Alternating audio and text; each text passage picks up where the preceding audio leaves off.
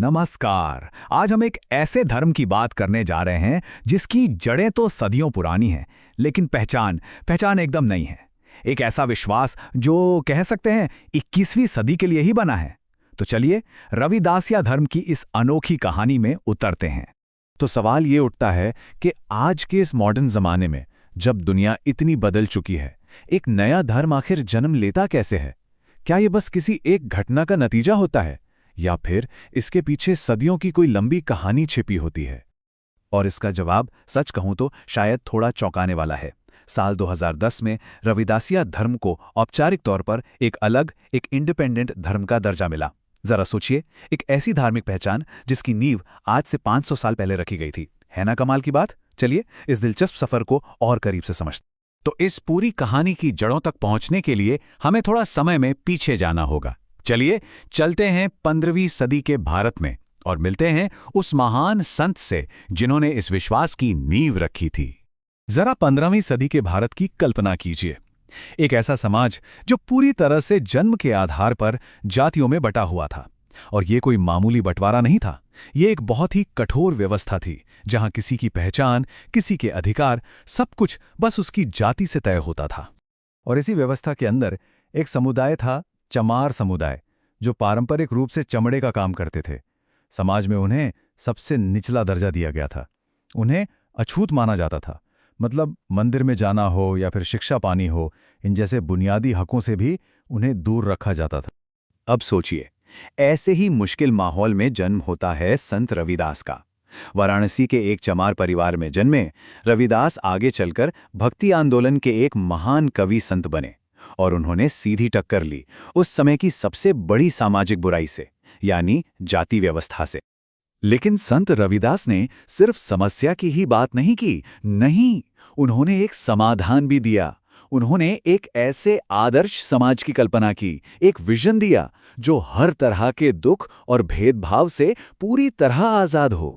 और इस आदर्श समाज को उन्होंने एक बहुत ही खूबसूरत नाम दिया, बेगमपुरा, मतलब बिना गम का शहर। ये उनकी कल्पना का एक ऐसा समाज था, एक यूटोपियन सोसाइटी थी, जहां ना कोई दर्द था, ना कोई जाति का भेदभाव, ना कोई शोषण और ना ही किसी तरह का डर। संत रविदास के अपने शब्द देखे कितने शक्तिशाली हैं। बेगमपुरा शहर को नाऊं, दुख अंदोह नहीं तिही ठाऊं। ये सिर्फ एक कविता की पंक्तियां नहीं है, ये एक बेहतर, एक खूबसूरत दुनिया का सपना था। तो आखिर कैसा था ये बेगमपुरा? यहां थी पूरी तरह से समानता, मतलब टोटल इक्वालिटी।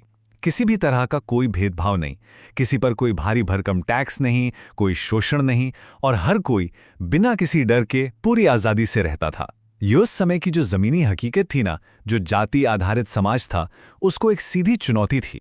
उनकी एक और बहुत ही मशहूर शिक्षा है जो इस कहावत में छिपी है, और इसे शायद कई लोगों ने सुना भी होगा, मन चंगा तो कठौती में गंगा। इसका मतलब बहुत गहरा है कि असली पवित्रता वो बाहरी रीति रिवाजों या कर्मकांडों में नहीं है, बल्कि मन की शुद्धता में है। सच्ची भक्ति तो दिल से होती है, दिखावे से नहीं। और आप सोचिए, उस जमाने के लिए ये कितना क्रांतिकारी विचार रहा होगा। तो अब एक लंबी छलांग लगाते हैं। चलिए सीधा 500 साल आगे आते हैं और देखते हैं कि कैसे संत रविदास की इन शिक्षाओं ने 21वीं सदी में आकर एक औपचारिक, एक फॉर्मल धर्म का रूप ले लिया। यहाँ जो ये तुलना है ना, ये बहुत दिलचस्प है। देखिए 2010 से पहले क्या था? रविदास के जो अनुयायी थे वो अक्सर खुद को सिख धर्म का ही हिस्सा मानते थे। उनका पवित्र ग्रंथ भी गुरु ग्रंथ साहिब ही था। लेकिन 2010 के बाद एक बड़ा बदलाव आया।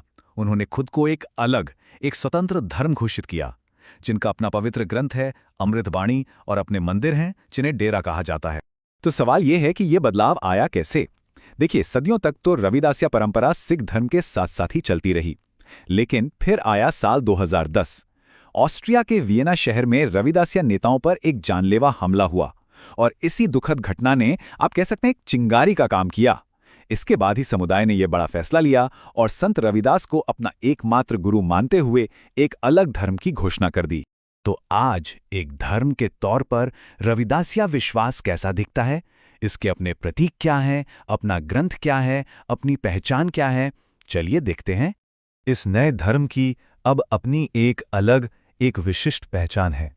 इनका पवित्र ग्रंथ है अमृत बाणी, इनका अभिवादन है जय गुरुदेव, इनका अपना एक ध्वज है निशान साहिब, इनके मंदिरों को डेरा कहा जाता है और पंजाब में जो डेरा सचखंड बल्लान है वो इनका सबसे बड़ा और मुख्य केंद्र माना जाता है। और इनका जो सबसे पवित्र तीर्थ स्थल है वो है श्री गुरु रविदास जन्मस्थान मंदिर वाराणसी में, मतलब ठीक वही जगह जहां संत का जन्म हुआ था। ये बात दिखाती है कि ये आधुनिक विश्वास अपनी जड़ों से कितना गहराई से जुड़ा है। और एक और बात, ये धर्म सिर्फ भारत तक ही सीमित नहीं रह गया है। ये चार्ट देखिए, भारत के बाहर खासकर यूके और कनाडा में रविदासिया समुदाय की एक बड़ी आबादी है। मतलब ये प्रवासी समुदायों के जरिए अब दुनिया भर में फैल चुका है। और आखिर में संत रविदास का एक और बहुत ही शक्तिशाली संदेश। वो कहते हैं कि इंसान तब तक एक नहीं हो सकता जब तक समाज से ये जाति की बीमारी खत्म नहीं हो जाती।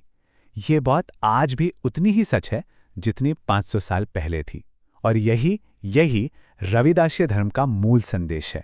तो ये पूरी कहानी हमें एक आखिरी और शायद सबसे जरूरी सवाल पर लाके छोड़ देती है। 500 साल बीत जाने के बाद भी संत रविदास के उस बेगमपुरा का यानी बिना गम के शहर का सपना, उसे पूरा करने के लिए आज के समाज को आखिर क्या करने की जरूरत है?